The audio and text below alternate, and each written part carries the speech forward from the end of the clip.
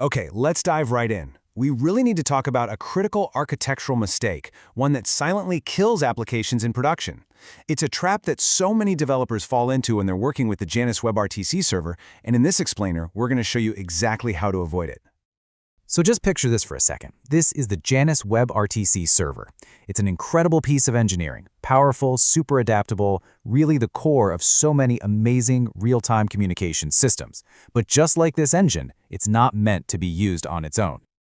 You see, just like that engine, Janus is raw. It's a low-level, completely unforgiving piece of machinery. It only speaks raw JSON. It enforces these strict timeouts that will just tear down your connections without a second thought. And it expects you, the developer, to manually juggle every single session and every single handle. So let me be absolutely clear about this. Connecting your Python application's logic directly to this raw engine, well, it's a guaranteed recipe for disaster in production. You're not just risking a bug here and there, you are setting yourself up for a spectacular system-wide crash. It's not a matter of if, but when. Now, before we dig into how to fix this, if you've ever dealt with the pain of debugging these complex backend systems, do another developer a favor. Go ahead and like this explainer and share it. You might just save someone from a world of late-night headaches. All right, let's get right to the heart of the matter. The real danger here, it isn't actually the complexity of WebRTC itself. It's something far more subtle, something that hides in plain sight: state management. First off, you've got to understand the Janus session. Think of it as the entire context for a single user's connection. And here's the kicker, it is incredibly fragile.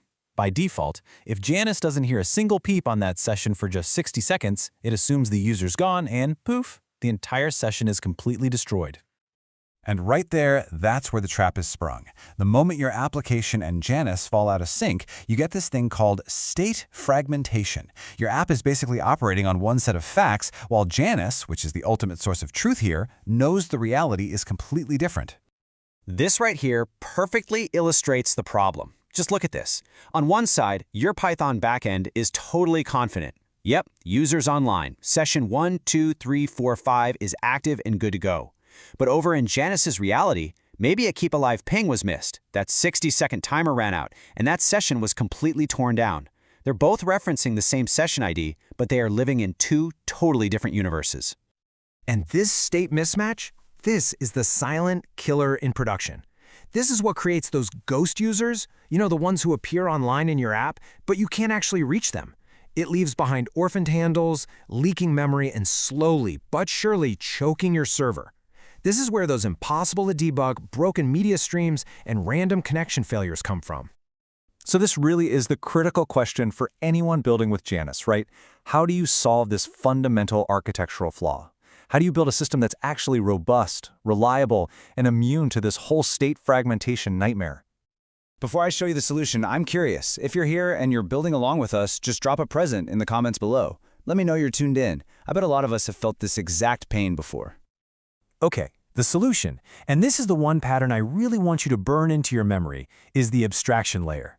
You absolutely must build a dedicated Python wrapper that acts as the single authoritative gatekeeper between your application and the raw chaos of Janus. So first, let's look at the old way, what I like to call the path to disaster. Here, your application's business logic, everything from user authentication to your call flows, is tangled up directly with that raw, unforgiving Janus API. Every single part of your app is forced to learn the messy, low-level language of Janus. Now look at the correct architecture, the new way. See the difference? We've introduced a wrapper. Your app doesn't even know Janus exists anymore. It speaks clean, high-level Python to the wrapper. The wrapper is the only component that gets its hands dirty with all that messy, low-level communication. We've created a clean, beautiful separation. And this slide right here shows the magic of that transformation. On the left, you've got the before, just raw JSON chaos. Your code becomes a minefield of nested dictionaries and very specific Janus request types. But on the right, the after, clean, readable, awaitable Python function calls. This isn't just about making your code look prettier, it's about making it fundamentally safer and 100 times more maintainable.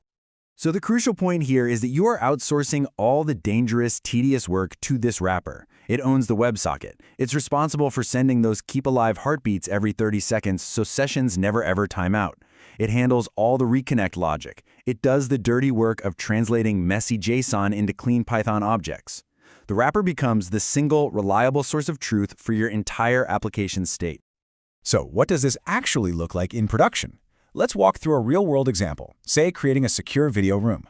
You're about to see how this wrapper architecture makes the whole process cleaner, safer, and way more maintainable. Okay, just follow the flow here. Your main application calls one simple, elegant function, create secure room. That's it. The wrapper takes it from there. First, it validates that the user is actually an admin.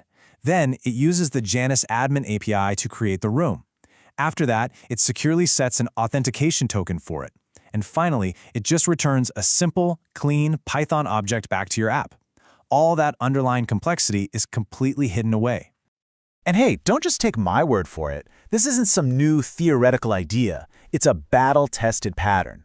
Here's a quote from a developer deep in the Janus community who came to the exact same conclusion years ago.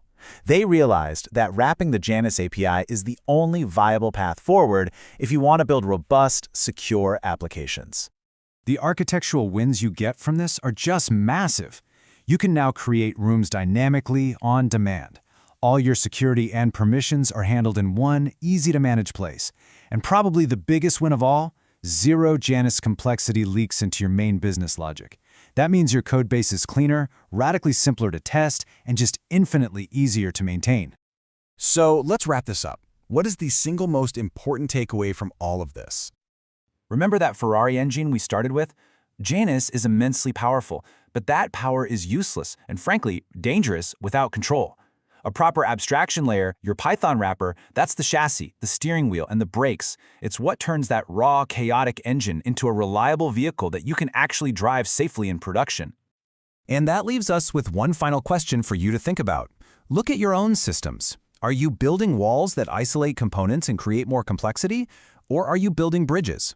Because good abstraction, that's how you build bridges. That's how you reliably connect powerful, complex components to build a system that is truly greater than the sum of its parts. If you found this breakdown of Janus architecture helpful and you want more deep dives into real-world system design, make sure you're subscribed to the Lawlit official channel and that you've hit that bell icon. We've got a lot more explainers like this coming your way. Thanks for watching.